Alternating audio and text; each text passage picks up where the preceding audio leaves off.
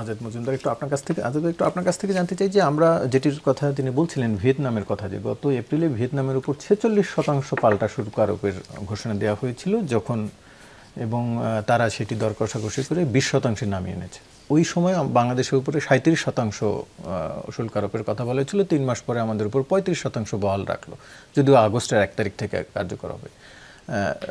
কিন্তু এই 3 মাস পরে যে আমরা কি 2% নিয়ে আসলে সফল হলাম নাকি আমরা আসলে ব্যর্থ হলাম? না, প্রথম কথা হচ্ছে যে এখনো তো সাফল্য ব্যর্থতার হিসাব করার সময়টা হয়নি আমাদের দিক থেকে। আমরা তো আলোচনা চালিয়ে যাচ্ছি।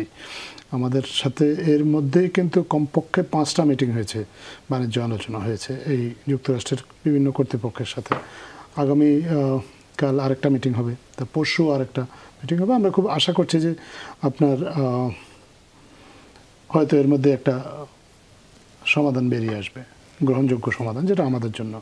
আর ভিয়েতনামের সাথে আমাদের গার্মেন্টস সেক্টরে কম্পিটিশন আছে, এটা সত্য, কিন্তু ভিয়েতনাম অনেক কিছুতে ছাড় দিয়ে তারা এটা তাদের মতো করে নিয়েছে, কারণ তাদের অর্থনীতিটাই পুরোটা রপ্তানি বাণিজ্য নির্ভর।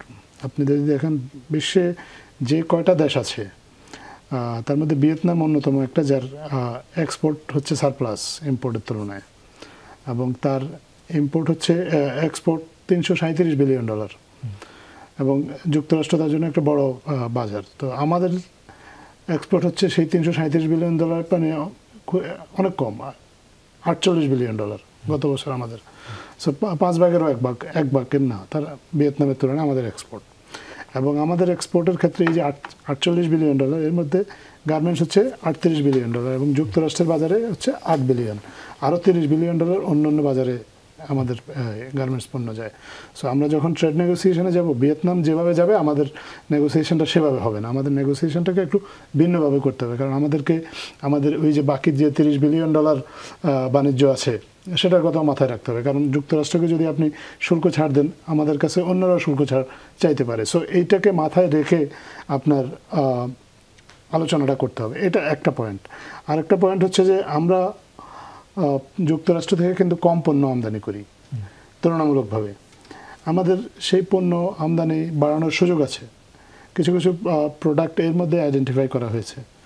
সয়াবিন তেল যেমন একটা, যেমন আমাদের দেশে ল্যাটিন আমেরিকার দেশগুলো থেকে সয়াবিন আসে, সেটা যদি আমরা যুক্তরাষ্ট্র থেকে আনা যায় তাহলে ট্রেড ইমব্যালেন্স সেটা কমে আসার একটা সুযোগ থাকে। তুলা আমদানি নিয়ে অনেকদিন ধরে আলোচনা হচ্ছে। তো তুলা আমদানি যদি করা যায়, আমাদের এর আগেও যখন মার্কিন দূত আপনার এখানে আলোচনা এসেছিলেন, আমাদের মাননীয় প্রধান উপদেষ্টা উনি বলেছিলেন যে তোমাদের তুলা দিয়ে টেক্সটাইল পণ্য তৈরি করে আমরা যদি তোমাদের দেশেই রপ্তানি করতে পারি, তোমাদের থেকে বেশি করে তুলা আনি, তোমরা আমাদের থেকে বেশি করে কাপড় আমদানি করো, আমরা এরকম একটা সেটেলমেন্টে আসতে পারি কিনা। তো সেটারও একটা আলোচনা করার সুযোগ আছে। ইত্যাদি নানা বিষয়গুলো নিয়ে আপনার আলোচনা করতে হয়।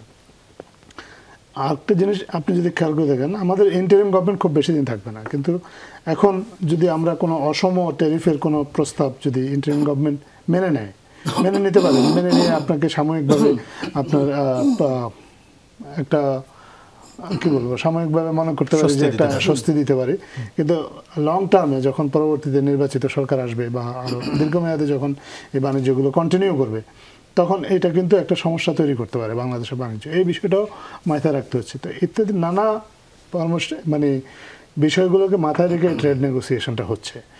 আমাদের দিক থেকে বাংলাদেশের যারা ট্রেড এই নেগোসিয়েশনের সাথে যুক্ত, তাদের সর্বোচ্চ চেষ্টাটা হচ্ছে যে বাংলাদেশের স্বার্থটাকে কীভাবে প্রোটেক্ট করা যায় যুক্তরাষ্ট্রের সাথে আমার বর্তমান বাণিজ্যটাকে কোনোভাবে বিঘ্নিত না করে। সেই চেষ্টাটার অংশ হিসেবেই অনেকগুলো বৈঠক ইতিমধ্যে হয়েছে, আরও কয়েকটা বৈঠক হবে, এবং যেহেতু আমাদের হাতে এখনও কিছুটা সময় আছে, আমরা বিশ্বাস করি যে একটা সমাধানে এসে যাওয়া সম্ভব হবে। এখনই উদ্বিগ্ন হওয়ার মতো কিছু হয়নি। আপনি তুলার কথা বলছিলেন, কিন্তু ব্যবসায়ীরা তুলার সম্ভবত আমাদের আগে থেকেই মার্কিন তুলার ক্ষেত্রে শূন্য ট্যারিফ দেয়া আছে, কিন্তু ব্যবসায়ীরা খুব একটা আগ্রহী নয় বলে সেখান থেকে তুলা আনে না, নানান ধরনের আমদানির জটিলতার কারণে। তো সেইটির বিনিময়ে আসলে সেই জটিলতাগুলো তো নিরসন করার সুযোগ আছে। প্রথম কথা হচ্ছে আমাদের যে এখানে যে শুল্কটা এসেছে, এটার একটা বড় কারণ কিন্তু আমদানি রপ্তানির গ্যাপ।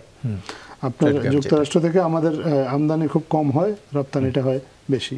তো এখানে যদি শুল্ক যদি শূন্য হয়েও থাকে, অশুল্ক বাধা যদি আরও কিছু থাকে, সেগুলো যদি দূর করা যায় বা অথবা যদি ইনসেনটিভ দিয়ে যদি তুলা আমদানিতে উৎসাহিত করা যায়, তো সেগুলো নিশ্চয়ই সরকারের যারা সংশ্লিষ্ট আছেন তারা ভেবে দেখবেন। আমি জানি না এ বিষয়ে তারা শেষ পর্যন্ত কী ধরনের সিদ্ধান্তে আসবেন। তাছাড়া আরও অনেকগুলো বিষয় নিয়ে আলোচনা আছে, যেমন বিমানের খুচরা যন্ত্রাংশ, তারপরে আপনার আমাদের যে বিমানের যে এই মুহূর্তে যে বিমান বাংলাদেশ এয়ারলাইন্স, তাদের বহরে আপনি যদি দেখেন যে তাদের বহরে 21টা বিমান আছে, এর মধ্যে বেশিরভাগই হচ্ছে বোয়িং।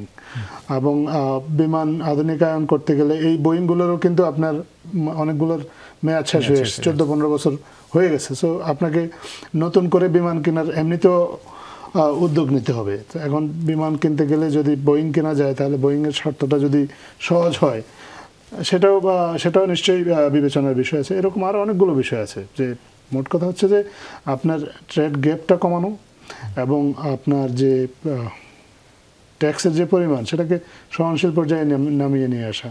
যারা আলোচনা করছেন তারা অবশ্যই এই বিষয়গুলো ভেবে দেখবেন, এবং এগুলো নিয়ে অলরেডি কয়েক দফা আলোচনা হয়েছে, এবং আরও কয়েক দফা আলোচনার পর আমার মনে হয় না যে আর এটা নিয়ে খুব শঙ্কিত হওয়ার মতো কোনো ঘটনা থাকবে।